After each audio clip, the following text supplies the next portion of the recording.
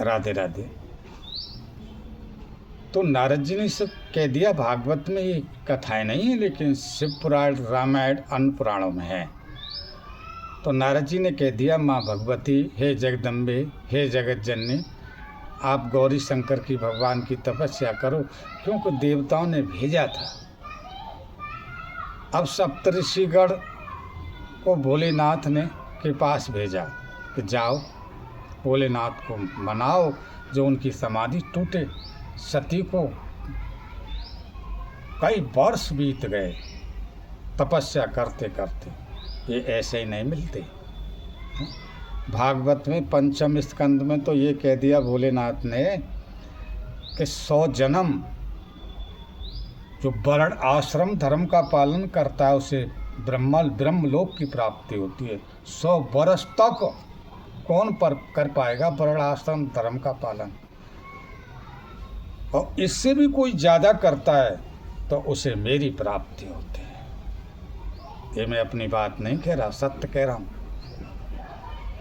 लेकिन हे प्रचेताओ, ये प्राचीन बाहु के पुत्र थे। प्रचेता यानी दुर्लभ के वंशधर थे, राजा पृथु के वंशधर थे।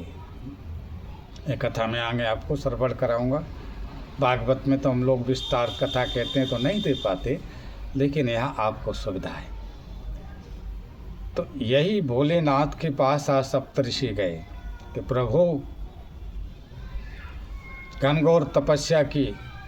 तब भोलेनाथ समाधि से जगे, प्रणाम किया सप्तऋषियों ने कि प्रभु, ताड़कासुर ने हमारा विध्वंस कर दिया, हम क्या करें, जगत गुरु हमें बचाओ, हमें बचाओ। तो आशुतोष भोलेनाथ के गण तो वही गा रहे थे, ओम नमः शिवाय, ओम नमः शिवाय, ओम नमः शिवाय, ओम नमः शिवाय, हर हर महादेव शंभो काशी विश्वनाथ गंगे, ओम नमः शिवाय, ओम नमः शिवाय। धूम मची हुई थी कैलाश पर इस पंचाक्षरी मंत्र की। भोलेनाथ ने पलक खोल के देखा तो सप्तऋषियों ने प्रणाम किया। कहो कैसे आए हो? कि प्रभु, ताड़कासुर ने हमको, हमारा सुरग को छीन लिया है, हमारी आप रक्षा करो। भोलेनाथ ने कहा तो मैं क्या करूं? कि आपके पुत्र होगा उससे ही ताड़कासुर का वध होगा। भोलेनाथ ने कहा मैं तो कैलाश पर हूँ, बता मुझसे शादी कौन करेगा?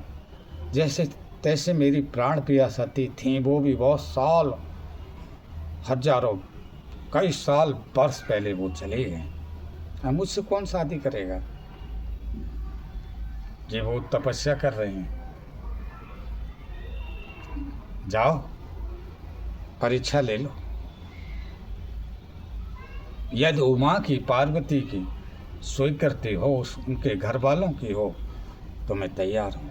अब ये सप्तऋषिगण चले तपस्या लेने, जहाँ पार्वती जी एक अंगूठे पर खड़े होकर के भोलेनाथ के लिए तपस्या कर रहे थे।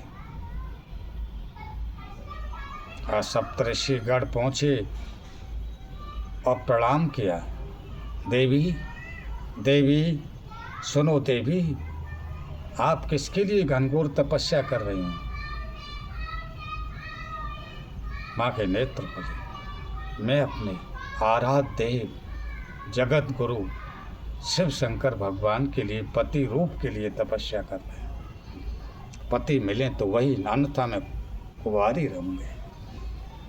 सप्तऋषिगण कहने लगे, बताओ वहाँ जाकर के क्या करोगे आप?